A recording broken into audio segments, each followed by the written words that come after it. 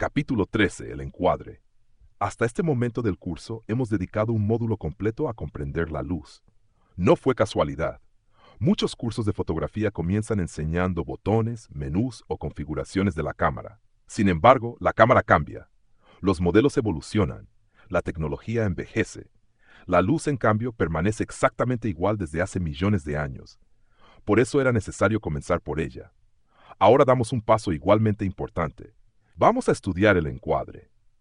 Si la luz constituye la materia prima de la fotografía, el encuadre constituye el acto consciente de decidir qué parte de la realidad formará parte de la imagen. Parece una decisión sencilla, pero probablemente sea una de las decisiones intelectuales más profundas que toma un fotógrafo, porque encuadrar significa elegir, y toda elección implica una renuncia. Cada vez que levantamos una cámara ocurre un hecho extraordinario. Frente a nosotros existe un mundo inmenso, miles de objetos, miles de líneas, miles de colores, miles de relaciones. Sin embargo, la fotografía solamente podrá contener un fragmento de todo aquello. Ese fragmento será el encuadre, y ese pequeño rectángulo determinará completamente el significado de la imagen. Esta idea merece detenerse unos momentos. Muchas personas creen que una fotografía consiste simplemente en registrar aquello que tienen delante. En realidad, toda fotografía comienza mucho antes del disparo. Comienza en el instante en que el fotógrafo decide qué quedará fuera. Resulta interesante observar a una persona que nunca ha estudiado fotografía. Generalmente dirige la cámara hacia aquello que le interesa y dispara inmediatamente. El fotógrafo experimentado hace algo completamente diferente. Antes de fotografiar, observa alrededor. Da unos pasos, se agacha, se acerca, se aleja, mira hacia los bordes, comprueba el fondo. Analiza las relaciones entre los elementos. Todavía no está fotografiando, está construyendo el encuadre, y cuando finalmente dispara, gran parte del trabajo ya ha sido realizado. Existe una frase atribuida a varios fotógrafos documentales que resume perfectamente esta idea. La fotografía no consiste en añadir cosas, consiste en quitar todo aquello que no pertenece a la imagen. Esta frase parece sencilla.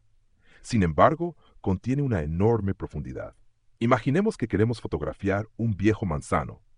La mayoría de las personas apuntaría directamente al árbol, pero alrededor del árbol existen muchas otras cosas. Un poste, un alambre, un vehículo estacionado, una manguera, un basurero, una casa moderna, un cable eléctrico. Todo eso también entra en la fotografía si no prestamos atención. Y entonces ocurre algo muy importante.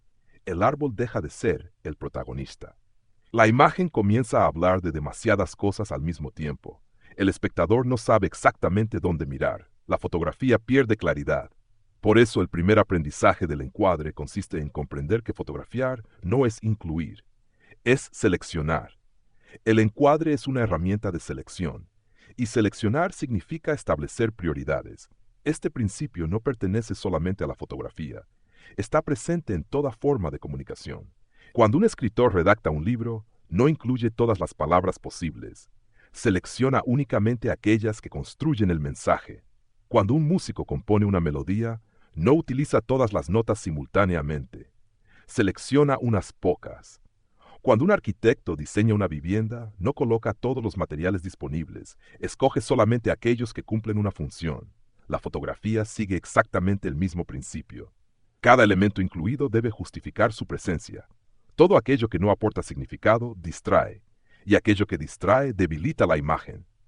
En fotografía documental esta idea adquiere todavía mayor importancia, porque el objetivo no consiste únicamente en producir una imagen agradable, consiste en comunicar información, y la información necesita claridad.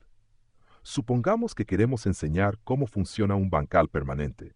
Si el encuadre incluye personas caminando al fondo, herramientas desordenadas, vehículos, ropa tendida y árboles que nada tienen que ver con el tema, el observador deberá realizar un esfuerzo innecesario para comprender qué estamos intentando mostrar.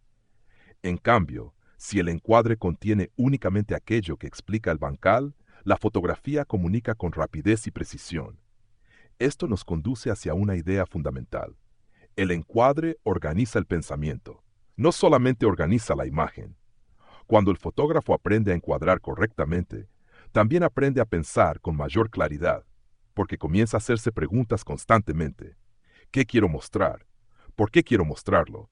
¿Qué información resulta verdaderamente importante? ¿Qué elementos están aportando? ¿Cuáles solamente ocupan espacio? Estas preguntas parecen técnicas, pero en realidad son preguntas intelectuales. Obligan a definir una intención. Y toda buena fotografía nace de una intención clara. Existe otro aspecto extraordinariamente importante. El encuadre modifica completamente el significado de la realidad. Imaginemos una escena muy sencilla. Un agricultor trabajando en una huerta. Si realizamos un plano muy abierto donde aparezca el paisaje completo, la montaña, el cielo y el pequeño agricultor dentro del entorno, la fotografía hablará principalmente de la relación entre el ser humano y el territorio. Ahora acerquémonos mucho. Fotografiemos únicamente sus manos sembrando. La historia cambia por completo. Ahora ya no estamos hablando del paisaje, estamos hablando del trabajo, de la experiencia, del contacto con la tierra. Acerquémonos todavía más. Fotografiemos únicamente una semilla entre los dedos. La narrativa vuelve a cambiar. Ahora la fotografía habla de origen, de potencial, de vida. La realidad es exactamente la misma. Lo único que cambió fue el encuadre. Este ejemplo demuestra que el encuadre no registra el significado, lo construye. Por esta razón, uno de los mayores errores consiste en pensar que existe un único encuadre correcto para una escena. No existe. Existen múltiples interpretaciones posibles. Cada una responde a una intención distinta. Los grandes fotógrafos no buscan el encuadre perfecto, buscan el encuadre coherente con aquello que desean comunicar. Aquí aparece un concepto muy importante que acompañará todo este módulo: el sujeto. En fotografía llamamos sujeto al elemento principal sobre el cual queremos dirigir la atención del observador. No necesariamente es una persona, puede ser una planta, una herramienta, una flor, un insecto, una semilla, una textura del suelo, un paisaje completo, una relación entre varios elementos. Todo depende de la intención. Una vez identificado el sujeto, aparece inmediatamente la siguiente pregunta: ¿cómo lograr que el observador lo descubra rápidamente? La respuesta es el encuadre.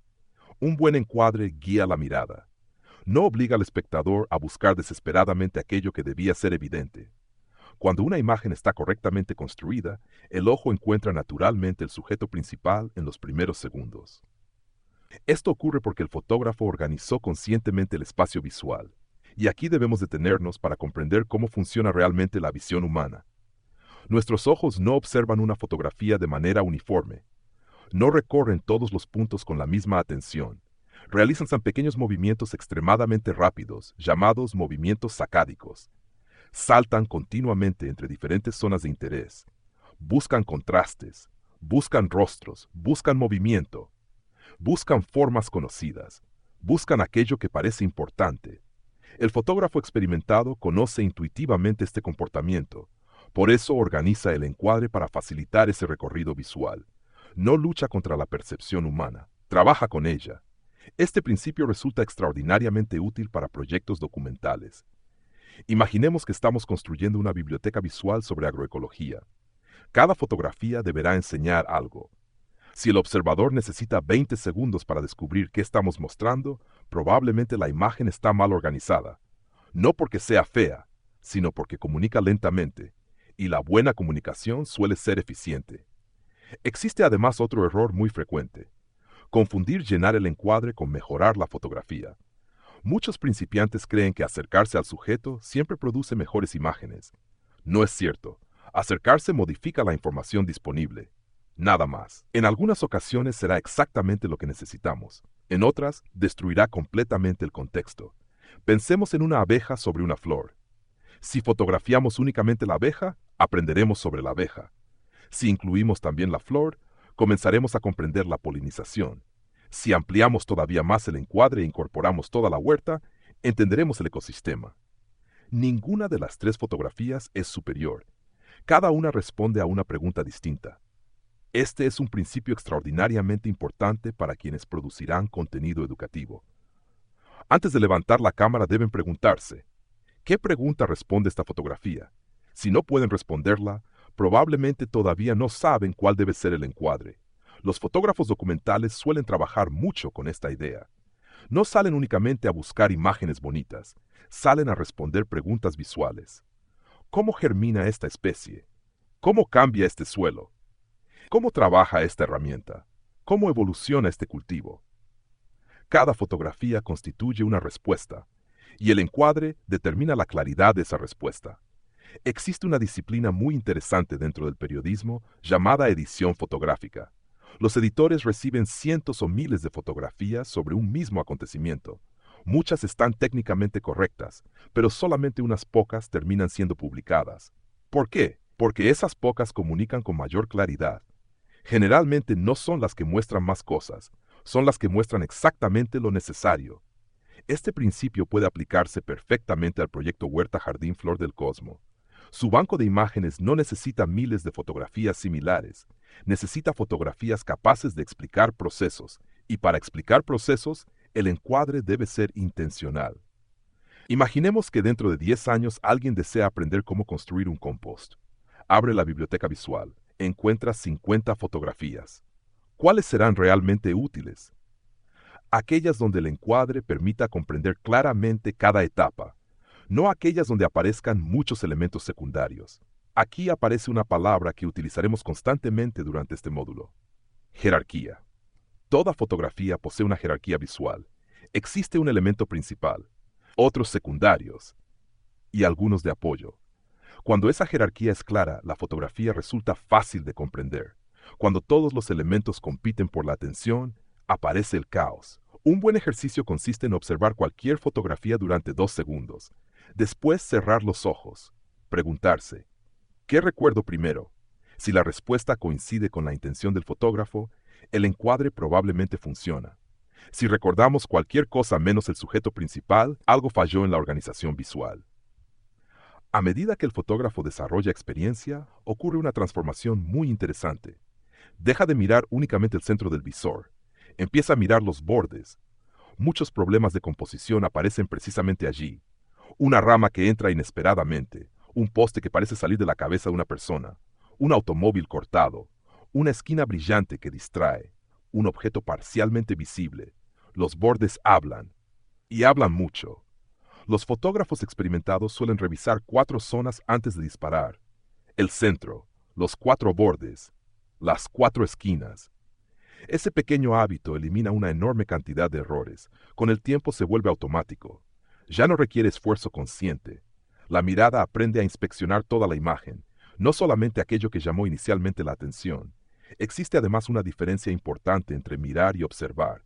Mirar es un acto biológico. Todos miramos. Observar es un acto intelectual. El fotógrafo observa, analiza relaciones, descubre interferencias, detecta equilibrios, reconoce tensiones. El encuadre nace precisamente de esa observación, no del azar, no de la costumbre, no de la rapidez, sino de una observación deliberada. En fotografía documental existe una recomendación muy conocida.